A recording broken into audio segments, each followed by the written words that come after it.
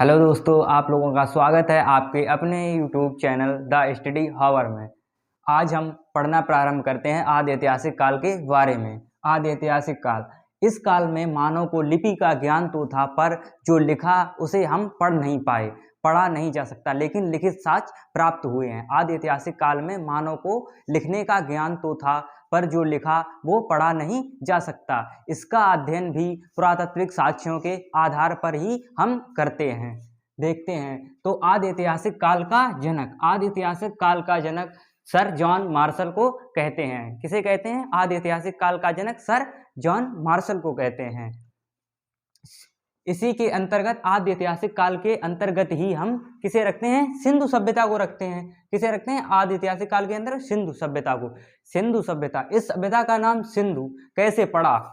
इस सभ्यता के शुरुआती स्थल सिंधु नदी के आसपास ही पाए गए। इसके कारण इस सभ्यता को सिंधु सभ्यता कहते हैं। सिंधु सभ्यता क्यों कहते हैं इस सभ्यता को? क्योंकि इस सभ्यता के शुरुआती स्थल सिंधु नदी के आसपास प्राप्त हुए थे। सिंधु सभ्यता की जानकारी सर्वप्रथम चार्ल्स मैसन ने 1826 में दी। किसने दी सर्वप्रथम जानकारी सिंधु सभ्यता के बारे में? चार्ल्स मैसन ने 1826 में। सर्वेक्षण, इसका सर्वेक्षण जेम्स कनिंघम ने 1853 में किया। इसका सर्वेक्षण, सिंधु सभ्यता का सर्वेक्षण किसने किया था? जेम्स कनिंघम ने। कब? वो भी 1853 में। इस सभ्यता का नामकरण सर जॉन मार्शल ने किया। किसने किया? Sir John Marshall. और खुदाई किसके द्वारा की गई? खुदाई दयाराम साहनी के द्वारा की गई।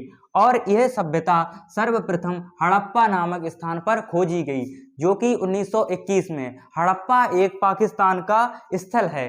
सिंधु सभ्यता, सिंधु सभ्यता के प्रारंभिक सभी स्थल सिंधु नदी के आसपास पाए गए। इसी कारण इस सभ्यता को सिंधु सभ्यता कहते हैं। क्यों कहते हैं? क्योंकि इसके सभी स्थल सिंधु नदी के आसपास पाए गए थे, इसी कारण इसे सिंधु सभ्यता नाम देते हैं। सिंधु सभ्यता का आकार, सिंधु सभ्यता का कैसा आकार था? सिंधु सभ्यता का आकार त्रिभुजाकार है। सिंधु सभ्यता का आकार कैसा है? त्रिभुजाकार। और इसका क्षेत्रफल कितना है? क्षेत्रफल है 13 लाख वर्ग किलोमीटर।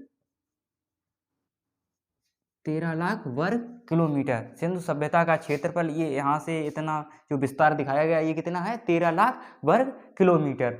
और इसके सभी स्थल, सबसे उत्तरी स्थल कौन सा है? मांडा। ये कहाँ पड़ता है? जम्मू कश्मीर में। मांडा जम्मू कश्मीर, जो कि चिनाब नदी के किनारे स्थित है। चिनाब किसकी सहायक नदी है? चिनाब सिंधु की सहायक नदी है। और इसका दक्षिणी स्थल दैमाबाद, जो कि महाराष्ट्र में पड़ता है। ये प्रवरा नदी के किनारे है। ये गोदावरी की सहायक नदी है। किसकी? गोदावरी की। प्रवरा किसकी सहायक नदी है? गोदावरी की। और इसका सबसे पश्चिमी स्थल है सुतका गेंडोर, जो कि पाकिस्तान में दासक नदी के किनारे है। ये दासक नदी भी सिंधु की सहायक नदी है। आलमगीर, जो कि उत्तर प्रदेश में स्थित है, ये हिंडन नदी के किनारे है। ये किस नदी के किनारे है? हिंडन। हिंडन जो है ये यमुना की सहायक नदी है। हिंडन किसकी सहायक नदी है? यमुना की। आलमगीरपुर सिंधु सभ्यता का सबसे पूर्वी स्थल है, जो कि उत्तर प्रदेश में स्थित है और हिंडन नदी के किनारे है। किसके किनारे है? हिंडन नदी। हिंडन किसकी सहायक नदी है? यमुना की। स्थलों को याद रखने की ट्रिक क्या है? ट्रिक इन स्थलों को याद रखने की, सम बराबर ऐड। सम को इंग्लिश में, जोड़ को इंग्लिश में ऐड बोलते हैं ना, इसी से हम याद रख सकते हैं सम बराबर ऐड। सा से सुतके गेंडोर, मा से मांडा, ए से आलमगीरपुर और डी से दहमाबाद। डी से दहमाबाद। सा से कौन सा स्थल आता है? सुतके गेंडोर। मा से मांडा, ए से आलमगीरपुर और डी से दहमाबाद आता है। दक्ष हैं किन नदियों के किनारे है? इस ट्रिक से ये जानेंगे हम कि ये स्थल किन नदियों के किनारे हैं।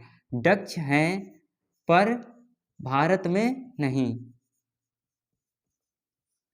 दक्ष हैं पर भारत में नहीं। इसमें सम, सा से सुतके गेंडोर किस नदी के किनारे है? डी से डास्क नदी के किनारे। मा से मांडा, चा से चिनाब नदी के किनारे है। ठीक। और ए से आलमगीरपुर, हा से किससे? हिंडन नदी के किनारे है। और डी से दैमाबाद, जो कि पर से प्रवरा नदी के किनारे है। भारत में नहीं, इसमें साइलेंट है। तो जानते हैं हम हड़प्पा के बारे में। हड़प्पा की खोज 1921 में हुई थी। यह पाकिस्तान के माउंट गोमरी जिले में स्थित है। हड़प्पा कहाँ स्थित है? पाकिस्तान के माउंट गोमरी जिले में स्थित है। सिंधु सभ्यता यहीं खोजी गई थी। हड़प्पा सिंधु सभ्यता का सबसे पहला नगर है। खोजा गया नगर सबसे पहला कौन सा है? हड़प्पा। सिंधु सभ्यता का सबसे पहले खोजा गया नगर हड़प्पा है। इसकी खुदाई दयाराम साहनी ने की थी। किसने की थी? इसकी खुदाई दयाराम साहनी ने की थी। हड़प्पा रावी नदी के तट पर स्थित है। हड़प्पा कौन सी नदी के तट पर स्थित है? रावी नदी के तट पर स्थित है। हड़प्पा से प्राप्त प्रमुख साक्ष्य कौन कौन से हैं? कुम्हार का चाक, अन्नागार, श्रमिक आवास, मातृ देवी की मूर्ति, ओखली और ताबूत, RH-37 कब्रिस्तान, स्वास्तिक चिन्ह तथा स्वास्तिक चिन्ह भी हड़प्पा से ही मिला है। क्या क्या मिला है? कुम्हार का चाक, अन्नागार, श्रमिक आवास, मातृ देवी की मूर्ति और ओखली और ताबूत, RH-37 कब्रिस्तान और स्वास्तिक चिन्ह हमें हड़प्पा से प्राप्त हुए हैं। सिंधु सभ्यता का दूसरा महत्वपूर्ण स्थल है मोहनजोदड़ो, जिसकी खोज 1922 में राखलदास बनर्जी के द्वारा की गई थी। सिंधु सभ्यता का दूसरा महत्वपूर्ण स्थल है मोहनजोदड़ो, जिसकी खोज 1922 में राखलदास बनर्जी ने की थी। किसने की थी? राखलदास बनर्जी ने। यह पाकिस्तान के लरकाना जिले में स्थित है। मोहनजोदड़ो कहाँ स्थित है? पाकिस्तान के लरकाना जिले में स्थित है। यह सिंधु सभ्यता का सबसे बड़ा नगर था। मोहनजोदड़ो जो था वो सिंधु सभ्यता का सबसे बड़ा नगर था। मोहनजोदड़ो सिंधु सभ्यता का सबसे बड़ा नगर था। इसका अर्थ, मोहनजोदड़ो का अर्थ क्या होता है? मृतकों का टीला। मोहनजोदड़ो का अर्थ मृतकों का टीला होता है। यहाँ से प्राप्त वस्तुएं या साक्ष्य क्या क्या यहाँ से प्राप्त हुआ? पुरोहित आवास, घर में कुआं, विशाल स्नानागार, अन्नागार, कांसे की नर्तकी और पशुपति शिव की मूर्ति। यहाँ से इतनी वस्तुएं प्राप्त हुई हैं। कौन कौन सी? पुरोहित आवास, घर में कुआं, विशाल स्नानागार, अन्नागार, कांसे की नर्तकी और पशुपति शिव, ये वस्तुएं मोहनजोदड़ो से प्राप्त हुई हैं। अगला महत्वपूर्ण स्थल है चन्नूदड़ो। चन्नूदड़ो, इसकी खोज गोपाल मजूमदार ने की थी। इसकी खोज किसने की थी? चन्नूदड़ो की खोज गोपाल मजूमदार ने की थी। यह सिंधु नदी के किनारे स्थित है। चन्नूदड़ो किस नदी के किनारे स्थित है? सिंधु नदी के किनारे स्थित है। यहाँ से प्राप्त वस्तुएं, यहाँ से हमें क्या क्या वस्तुएं प्राप्त हुई? मेकअप का सामान, शीशा, सुई धागा और अलंकृत घड़ा। अलंकृत घड़ा हमें कहाँ से प्राप्त हुआ है? चन्नूदड़ो से। कहाँ से प्राप्त हुआ है? चन्नूदड़ो से। और बिल्ली का पीछा करते हुए कुत्ते के पैरों के निशान भी हमें चन्नूदड़ो से ही प्राप्त हुए हैं। अगला स्थल है रोपड़। रोपड़ यह सतलज नदी के किनारे स्थित है। रोपड़ किस नदी के किनारे स्थित है? रोपड़ सतलज नदी के किनारे स्थित है। रोपड़, इसकी खोज यज्ञदत्त शर्मा ने की थी। किसने की थी?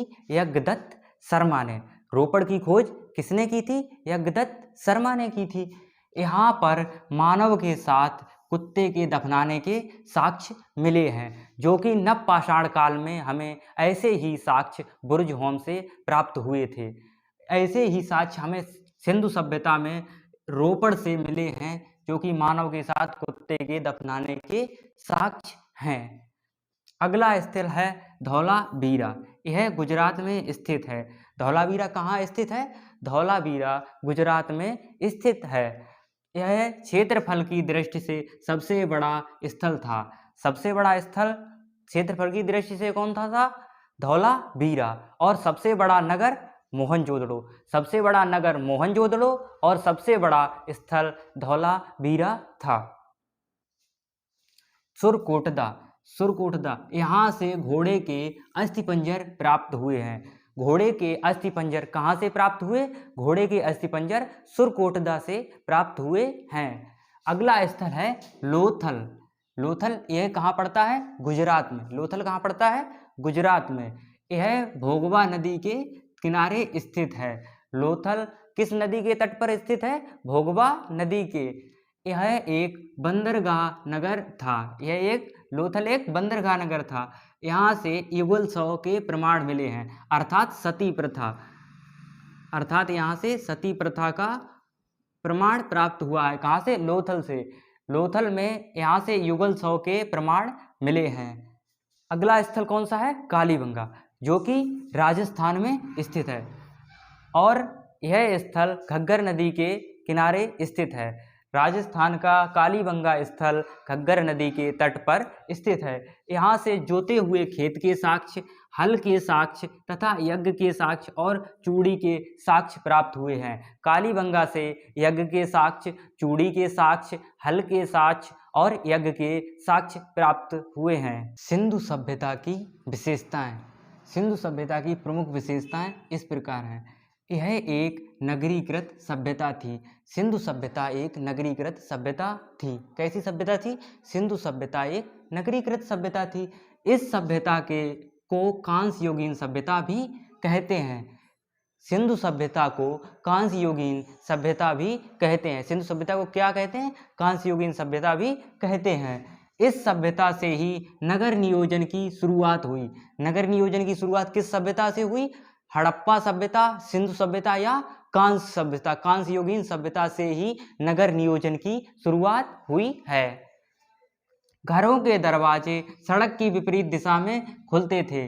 सिंधु सभ्यता के जो मकान बनाए जाते थे, घर बनाए जाते थे, उनके दरवाजे घर की विपरीत दिशा में खुलते थे। शहर में नालियों का जाल बिछा होता था तथा नालियां ढकी हुई होती थी। इससे हमें ये मालूम होता है कि शहर में पानी निकास का अच्छा प्रबंध किया गया था, क्योंकि शहर में नालियों का जाल बिछा हुआ होता था और नालियां ढकी हुई होती थी, जिससे शहर का पानी आराम से बाहर जा सके। इस सभ्यता के लोग मुद्रा से परिचित नहीं थे। इस सभ्यता के लोग किसके? सिंधु सभ्यता के लोग मुद्रा से परिचित नहीं थे। इस सभ्यता में व्यापार वस्तु विनिमय की प्रणाली पर आधारित था। सिंधु सभ्यता का जो व्यापार था वो वस्तु विनिमय प्रणाली पर आधारित था। वस्तुओं का आदान प्रदान कर लिया जाता था। इस सभ्यता के लोग मातृ देवी की पूजा करते थे और ये लोग मंदिर नहीं बनाते थे। सिंधु सभ्यता के लोग किसकी पूजा करते थे? मातृ देवी की पूजा करते थे। सिंधु सभ्यता के लोग मातृ देवी की पूजा करते थे और ये मंदिर नहीं बनाते। सिंधु सभ्यता का व्यापार तथा वाणिज्य। सिंधु सभ्यता का व्यापार तथा वाणिज्य। इस सभ्यता के लोग यूरोप तथा दक्षिण भारत से व्यापार करते थे। सिंधु सभ्यता के लोग कहाँ से व्यापार करते थे? यूरोप तथा दक्षिण भारत से। टीन, ये लोग टिन अफगानिस्तान और ईरान से मंगाते थे। कहाँ से मंगाते थे? अफगानिस्तान और ईरान से। तांबा खेतड़ी राजस्थान से। चांदी अफगानिस्तान और ईरान से। सीसा अफगानिस्तान, ईरान और राजस्थान से। सोना दक्षिण भारत से। सोना कहाँ से मंगवाते थे?